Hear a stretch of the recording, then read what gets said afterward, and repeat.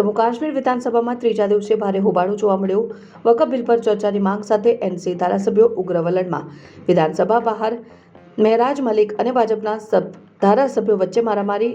મલિકે આરોપ મૂક્યો કે પોલીસે તેમને વિધાનસભામાં પ્રવેશતા અટકાવ્યા। ભાજપના નેતાઓ અને મહેરાજ મલિક વચ્ચે ઉગ્ર બોલાચાલી બાદ ઝપાઝપી।